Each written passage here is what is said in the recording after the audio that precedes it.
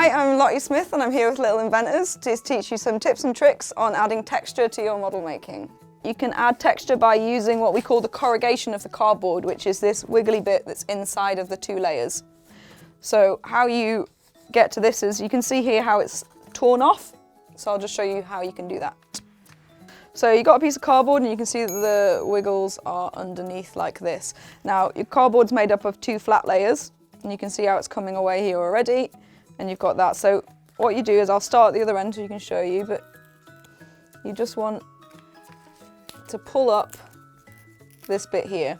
And once you start pulling it up, if you just keep pulling it, and sometimes you can see that it takes away some of the paper and it doesn't take away others. So that creates a nice texture, but if you want it all to come off, what you can do is you just get a pencil and just go underneath like that. And then you can start pulling it off again. And you keep doing that. So then you can end up with this lovely texture that you get here.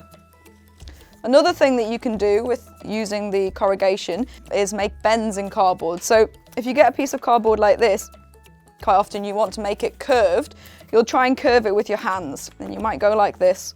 And you end up with a curve and it's kind of round, but it's got these kind of edges. So it's like lots of little straight pieces, and you can actually make it a lot smoother than that. So you can see on this piece I've done, where you curve it, you can get some really nice curves and it looks perfectly round, a little bit like a tube.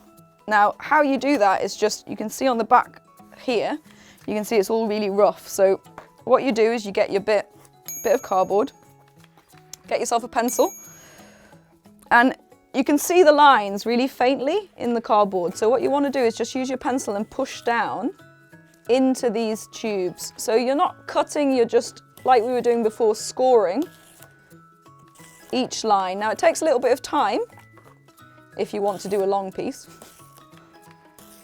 but you've got a few like that. Now you can see here, we've got a nice straight bit and then a nice curve. So you can make some interesting shapes like that.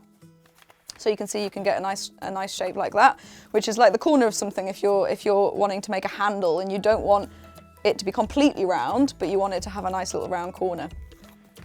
So an example of using that to make a nice smooth circle is in this plant pot here. You can see here, and you can see that the edge I've done there, I've used that technique so that it wraps around nice and smooth. If I'd used a piece like this, you would end up with